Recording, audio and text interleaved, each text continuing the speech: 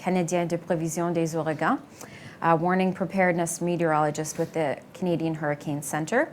Mr. Robichaud is going to deliver an update on Hurricane Dorian in English, puis en français. The briefing will be followed by a brief question and answer session. At this time, I'd like to welcome Mr. Bob Robichaud to the podium. Thank you. Okay, thank you, Christy. Slide here. What we have here is just the latest satellite image showing where Dorian is right now. It actually made landfall in the Carolinas early this morning at around 9:35. As of right now, the maximum sustained wind speeds are 150 kilometers per hour, so it's maintained its strength over the last few hours here. It is moving northeast. We anticipated this move over the last few days, and it has begun that. Next slide. So, looking at our official track from the Canadian Hurricane Centre, we expect that the storm will continue to accelerate over the next few hours into tomorrow and approach the Atlantic coast of Nova Scotia probably late tomorrow.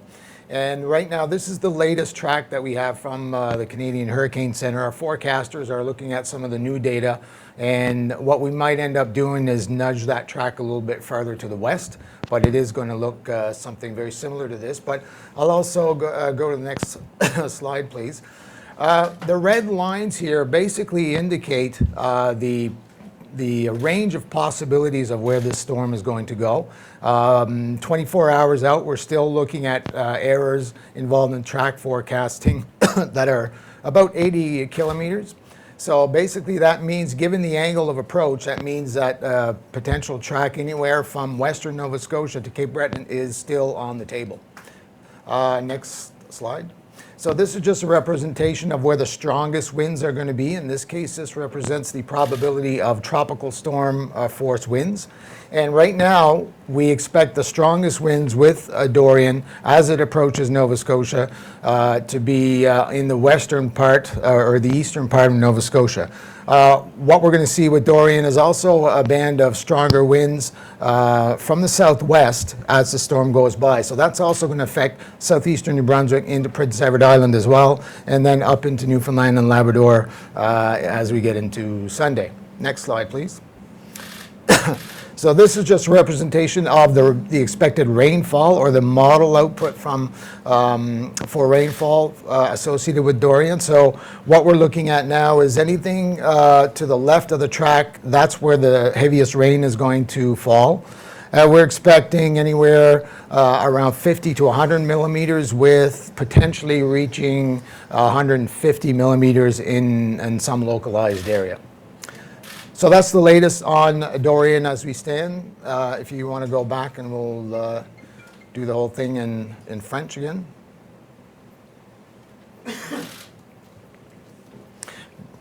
Donc, les dernières nouvelles sur Dorian. Dorian a touché les Carolines plus tôt ce matin, 9h35. Présentement, les vents associés avec Dorian sont de 150 km à l'heure. Et la tempête se dirige vers le nord-est à peu près une trentaine de kilomètres à l'heure. Donc, ça a doublé en vitesse durant les dernières 24 heures. Next slide. Donc, la trajectoire de Dorian, on s'attend que la tempête va approcher la côte atlantique, la Nouvelle-Écosse, durant la journée de samedi. Malgré la trajectoire qu'on a présentement, c'est encore possible que la tempête passe dans le sud-ouest de la Nouvelle-Écosse jusqu'au Cap-Breton. Ça fait que ça, c'est encore sur la table. Mais actuellement, on prévoit que la tempête devrait diriger plus près de la ville d'Halifax. En tant que vent, on s'attend que les vents les plus forts devraient être à la droite de la trajectoire. On peut s'attendre à des vents qui pourraient atteindre le 140, 150 km à l'heure, c'est possible. On va avoir des vents pas tout à fait aussi forts que ça à la gauche de la trajectoire, donc le sud-est du Nouveau-Brunswick. L'île du Prince-Édouard va aussi avoir des vents très forts. Finalement, du côté précipitation, on a toujours des pluies très abondantes associées avec des tempêtes tropicales. C'est encore le cas ici avec Dorian. On s'attend que les régions juste à l'ouest de la trajectoire pourraient aller chercher jusqu'à 100 à 150 mm de pluie. Ça sera durant les pluies les plus fortes. On prévoit que ça devrait être dans la journée, tard dans la journée de samedi et dans les heures de la soirée et au cours de la nuit de samedi à dimanche. Okay, we're going to start our question and answer session right now. If you could please turn my mic on. Okay. So we will start with questions in the room, alternating between those on the line as well. I'd ask you please state your name and organization before asking a question. And if you are in the room, please wait for us to give you the portable microphone before asking your question.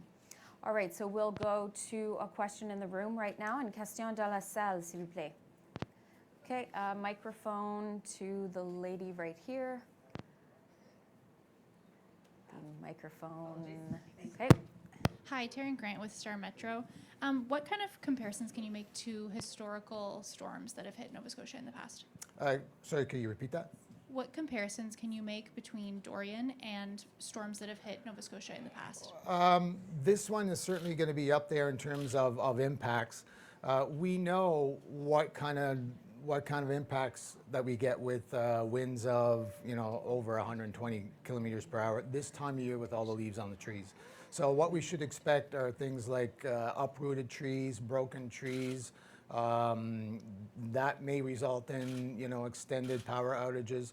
Those are all the things that we know happen when we get these kinds of conditions. And are there any named storms that this resembles so far in the way that it's tracking? It's always tricky to compare storms because storms arrive at different times of year with different preconditions. Sometimes the ground is saturated, sometimes it's not. So it's always difficult to compare one storm against the other. All right, we are going to go to another question in the room right now, and we ask that you please do limit it to one question and one follow-up. So, are there any other questions in the room? Are there anything, my name's Kieran Kenny, we're at the coast. We have a couple surfers in the province who are getting pretty excited about the potential waves coming. Do you have any sort of advice or words for them as they get on the water? Well, the advice would be to stay away from those waves, but we do expect some fairly large waves to arrive along the Atlantic coast, probably late afternoon tomorrow into the evening. But those conditions can be extremely dangerous, and unfortunately we've lost a number of people that have been swept away by these waves over the years with just these types of storms. Mr. Robichaud. Yep. Just wait, sorry, until we give you the mic. Thank you. Hi, Mr. Robichaud. Can you describe this storm in comparison to Juan, please? Well, Juan was a Category 2 when it made landfall. In terms of the track, there might be some similarities there. But the strongest winds that we saw with Juan were 176 kilometers per hour here at McNabbs Island. We don't expect anything quite that strong. However, there may be winds that are actually extend over a larger area than Hurricane Juan did. So some of the impacts might be a bit spread out more over different parts of the Maritimes as opposed to concentrated in this area. And can you describe the risk to coastal communities, please? Yeah, along the along the Atlantic coast, as I mentioned earlier, we are going to get some pretty significant waves coming onto the coast tomorrow late in the afternoon into the evening hours, and then overnight hours in eastern Nova Scotia and into Sunday in Newfoundland. So those waves are going to be the really important part of the coastal risk at this particular stage. Storm surge is always an issue with the hurricanes. Luckily, the storm is arriving at low tide, at least for the eastern shore area, so that might mitigate some of the damage we might see. We're also looking at the risk for potential elevated water levels in the Gulf of St. Lawrence as well, so it's not just going to be an Atlantic coast issue. That track that we're looking at right now, Right. Where is it making landfall, where do you expect it to first hit Nova Scotia? The best estimate right now is somewhere near Halifax or just east of Halifax. This represents the latest track right now, but I know that our forecasters are working on the update for 3 p.m. And from my discussions with them just before coming up here, the plan is to move that track a little bit more towards Halifax. And you had mentioned a little further west. So at one point during your initial presentation, so Yeah. does that mean further south in Nova Scotia along the coast? That would be further down the coast, yes. Yeah. Okay. Smaller communities? Yeah.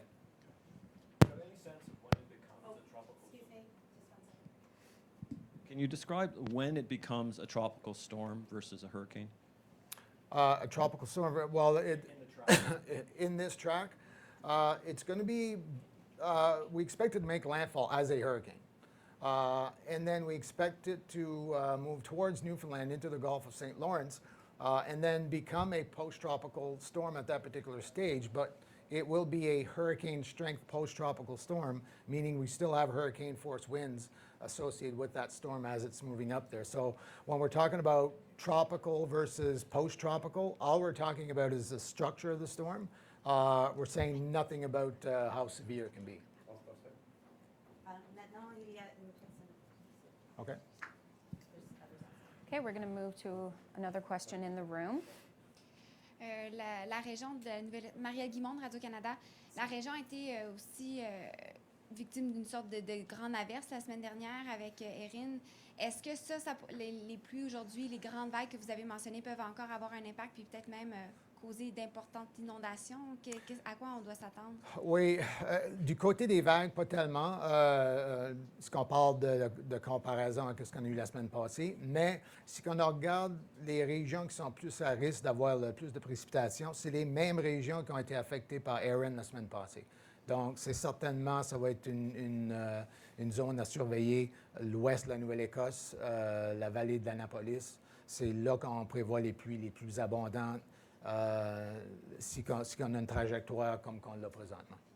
Et pouvez-vous aussi répéter en français la réponse que vous venez de mentionner, là, la différence entre un ouragan et une tempête tropicale? Oui, quand on parle de tempête tropicale versus post-tropicale, on parle de la structure de la tempête, pas nécessairement de l'intensité de la tempête.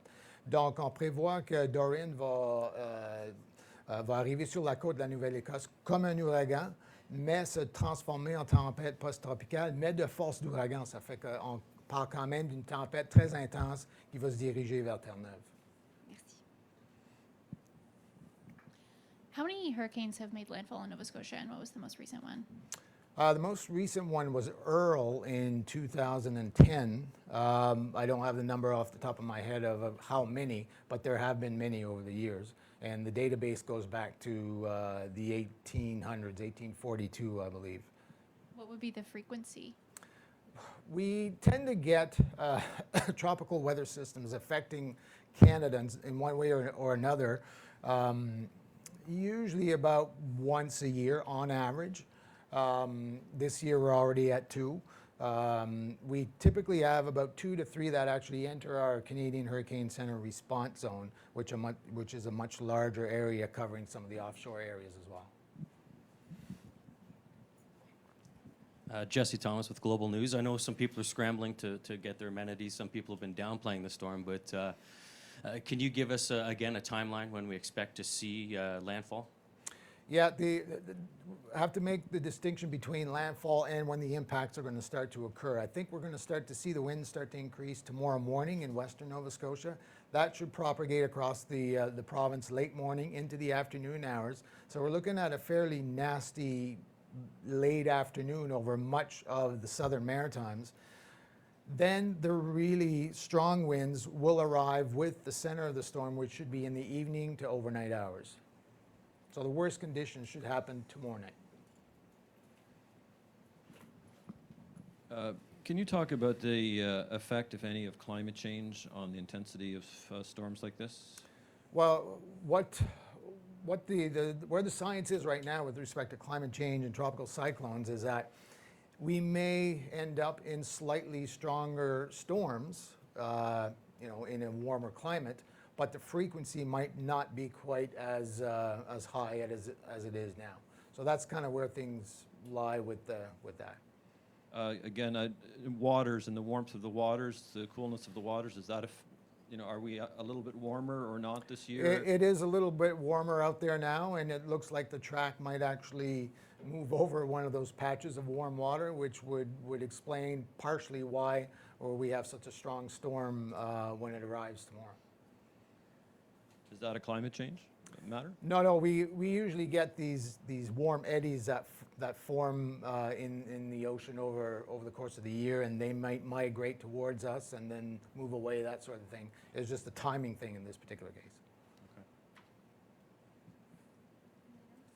Are there any other questions in the room? I'm just wondering if you could pick one slide, and since you're on a wireless, Yep. just kind of guide us along. Yep. Whatever slide you think is most appropriate. Okay, if you go to the previous one, go back again. All right, so here's the storm now as of about a couple hours ago. So it's moving in a northeasterly direction, and it's going to continue to do so. This time frame is tomorrow evening. So tomorrow evening, we have the center of the storm just off the coast of Nova Scotia. Again, if our forecasters do end up moving this track a little bit further towards the west, this is going to be very close. The center of the storm is going to be very close to Halifax tomorrow evening around 9 p.m. From there, it's going to continue across Nova Scotia into the Gulf of St. Lawrence, headed towards Newfoundland as a very, very strong, potent post-tropical storm. But as I said earlier, if you can see on the satellite image, you can see some of the cloud shield from the storm itself actually already moving into the southwestern part of the province. So no precipitation yet, but we do expect the precipitation and the winds, for that matter, to actually start affecting Nova Scotia prior to the arrival of the center of the storm. Can you give us an idea of what people can expect to see in terms of impact and what people should watch out for in terms of safety measures? Absolutely. We know that when we get winds this strong this time of year, that we are going to get uprooted trees. We're going to get broken trees. We know, for example, with Hurricane Juan, for example, although it was a Category 2 storm when it made landfall, the tree damage was more consistent with a Category 3. So we tend to get really bad tree damage when we get 120 plus kilometer per hour winds on a day like today or tomorrow when the leaves are still on the trees. So I think that's going to be the major impact. Flooding, of course, when we get rainfall rates that exceed 20 millimeters per hour, which is very, very possible with this, almost likely. That overwhelms many systems, and you tend to get flash flooding when you get those kinds of heavy rainfalls. In some cases, depending on where it sits, one side is rain, one side is wind. Yeah. Is this both that it is going to hit us?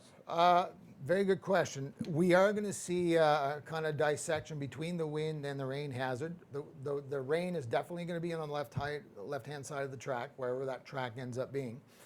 The strong gust winds are going to be on the right, but we can't exclude the potential for strong winds just as the storm is going by. So after the storm goes by, there's some strong winds that may develop out of the southwest or out of the west that could be, damaging winds as well. So that's another thing we're going to have to watch out for.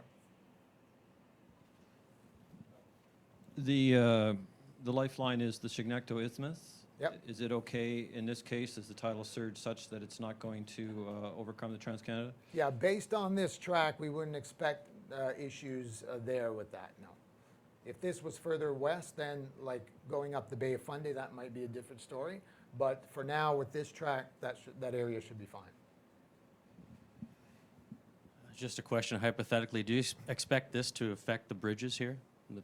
The closure? bridges, Yeah. typically we would see winds with this that would result in some kind of restriction. You'd have to ask them to see exactly what their plans are, but we would see winds strong enough to have an impact area. Okay, it looks like that covers our questions in the room. Unfortunately, due to technical difficulties, we're going to ask that Bob represent the information for the participants on the phone. So if we could just restart the presentation, and Bob, if you could quickly run through what you've already stated. Pour ceux au téléphone, on va répéter la présentation. Alors, je vous présente Bob Robichaud, meteor.